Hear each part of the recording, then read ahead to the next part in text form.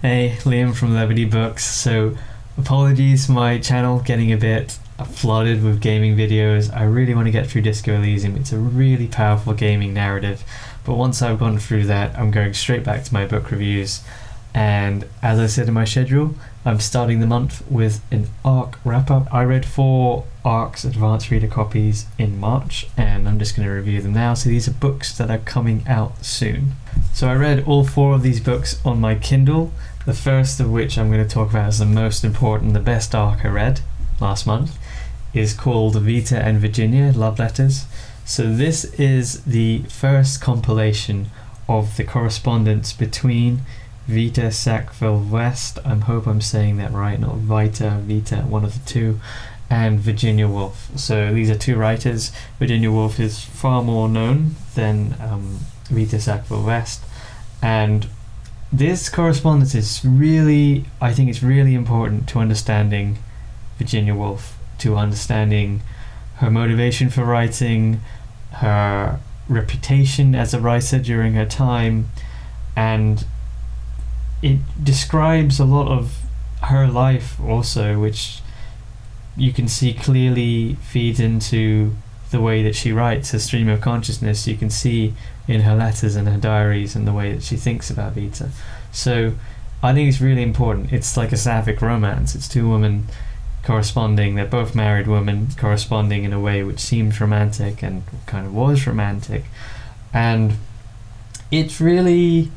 you might wonder why a guy like me is reading... I'm not really one especially interested in sapphic romances, but Virginia Woolf is so culturally important as a writer. She's probably my favourite British writer. She has such a distinctive style, and these letters give so much insight to who she was. I came away with a much better understanding of how to read and understand Virginia Woolf and what she was trying to say, just through understanding her relationship with Vita. So any fans of Virginia Woolf or fans of just LGBT in literature, this is like the first ever documented romance between 2 female writers. So it's historic in that respect. So this has been a long time coming. There've been letters and diaries assimilated separately at other times, but this is the first compilation, and it was a really great read. It's quite long, but I kept with it, and it's really interesting. It's a really interesting read. I was very lucky to get this, and it's fantastic. So give it 4 stars. I recommend to anyone who likes these kind of themes. So the next book I read was Sexuality, a graphic guide by meg-john Barker. Now, I thought I would hate this. When I go on the NetGalley and I see something that I think I really like or really dislike, I'll pick them both, because I like to read quite diversely, and I like to challenge myself too. And normally things at the end of the spectrum are the ones that really broaden you as a reader. And when I saw this, I thought that this is just going to be a very politically charged novel. It's like Sexuality, a graphic guide. It just has like shock and smut and just like censorship. It has all these strange connotations about how you would make a graphic novel like that. It just seemed like trying to be so edgy that I thought it was going to be terrible, but actually it's pretty good. It's very well researched, it's very balanced, very comprehensive. It's a really great introduction to what I would imagine would be studied in gender studies. It's got a very great overview of a lot of concepts. It's really accessible, but it reads a bit like an academic essay. It could well just have been a non-fiction book. This could have been for its length, which makes me wonder, who exactly is this for? I imagine it's for teens who are interested in studying sexuality or gender at an academic level. This would be perfect. It's really accessible, and it's well suited to that. I'm giving it 3 stars though, even though it exceeded my expectations and was way more informative than probably any graphic novel I've ever read. I wish it had more on the final parts where it's talking about how to communicate openly about sex and how to use like I wish there was a bit more on like how to use pronouns effectively and all those other vague, socially sensitive topics which not everyone knows how to get a handle on. Just how to communicate in a way which is respectful and appropriate can sometimes be quite ambiguous to anyone, and I think if there was just a little bit more of that at the end, then I can see how this would be really great for people who are interested in this in an academic sense, like as a teenager. But beyond that, like if you're an adult and you're interested in these things, I'd rather just read historic essays. I'd just rather read the actual core texts that have been seen as important to gender studies, because it's just probably as quick, because this is, and it's also probably a little bit more detail is involved in that. But as an overview, it's great, and I actually liked it. Yeah, I liked it way more so it was. So thirdly, we have the most disappointing, but not the lowest rated title on the list, which is The Secret to Superhuman Strength by Alison Bechdel. So firstly, I only got a 10-page sampler, and with that I'm told to write a review, and I mean, it's kind of annoying, right? Because I don't know if my views are representative of the book, but I've been demanded to give them for the small amount that I was given. I shouldn't be too, like, I'm getting it for free, so I shouldn't be too ungrateful for it. But at the same time, I don't know if I'm doing the author justice. And when I read this, I'm a major fan of Alison Bechdel. In fact, it's the main reason I read the first book, the Vita and Virginia love letters. The foreword was written by Alison Bechdel.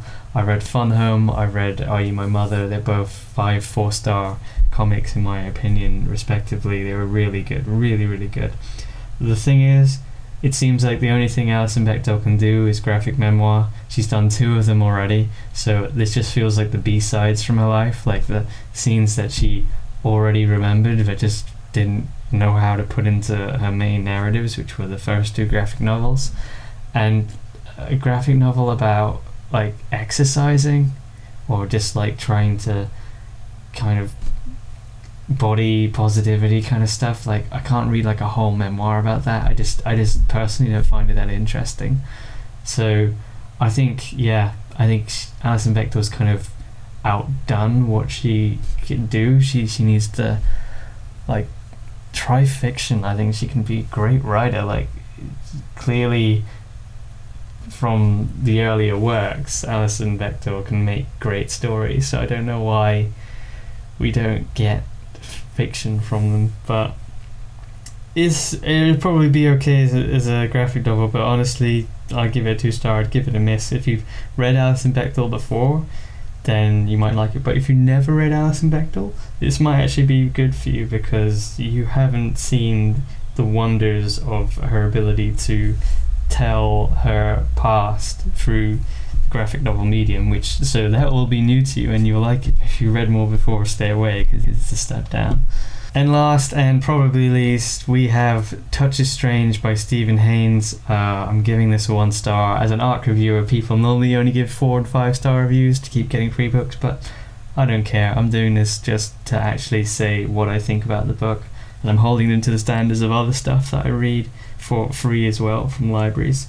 And yeah, this book is just not great.